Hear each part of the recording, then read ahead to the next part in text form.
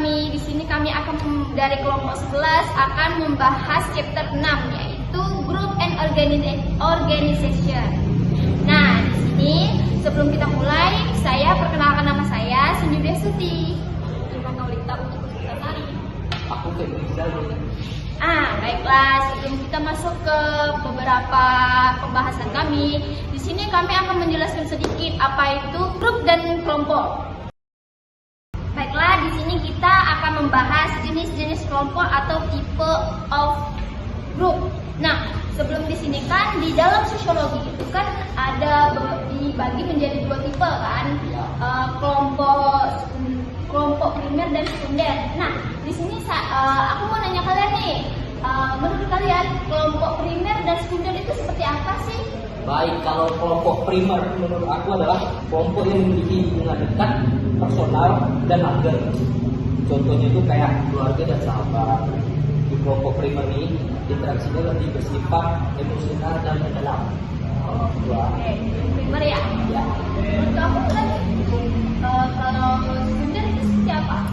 Menurut aku kalau kelompok sekunder itu bersifat lebih formal, impersonal, dan sementara.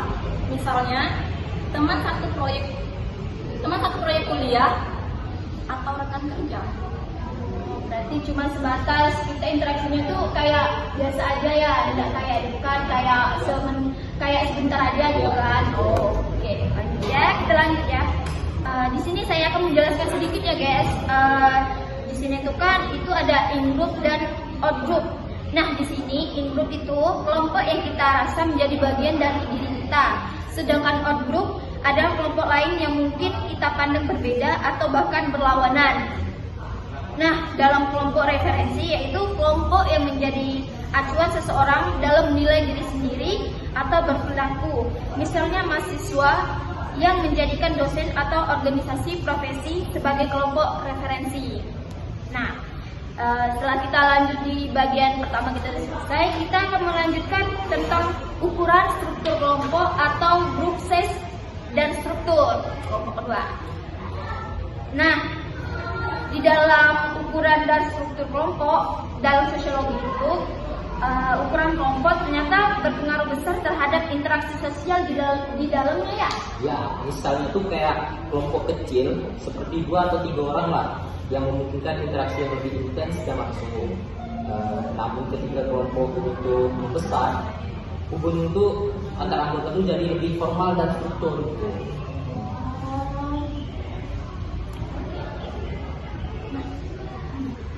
Berarti konsep ini dihubungkan dengan teori Gold-Simmel ya? Ya, betul. Ya. Yang menjelaskan perbedaan antara deep atau kelompok 2 orang dan create kelompok 3 orang. Ya. Ketika jumlah kelompok yang bertambah, muncul dinamika baru seperti koalisi, pembagian peran, dan bahkan konflik ya. Ya. Betul sekali. Baiklah, kita masuk ke bagian 3, organisasi formal atau disebut formal organization. Nah, sini bagian terakhir ini adalah kayak tentang organisasi formal. Ini kayak kelompok besar yang dibentuk dengan tujuan tertentu dan memiliki struktur yang jelas. Contoh itu kayak sekolah, perusahaan, atau lembaga pemerintah. Berarti dalam sosiologi Max Weber itu kan menjelaskan organisasi formal melalui konsep birokrasi. Ciri-cirinya antara lain adalah adanya pembagian kerja yang jelas, hierarki otoritas, aturan tertulis, dan sistem yang berdasarkan kompetensi, bukan hubungan pribadi. Tapi Weber juga menyadari bahwa birokrasi bisa menciptakan apa yang disebut challenges atau sandar besi, yaitu kondisi di mana individu menjadi terlalu terikat oleh aturan dan kehilangan kreativitas atau kebebasan pribadi. Tapi selain itu pun ada kayak Donaldson yang memperkenalkan konsep MC Donaldson, yaitu proses di mana prinsip efisiensi, prediktibilitas, dan kontrol dari sektoral tersaji diterapkan ke berbagai aspek kehidupan modern. Kayak contohnya itu di dunia pendidikan dan pekerjaan, di mana segalanya itu otomatis dan standar.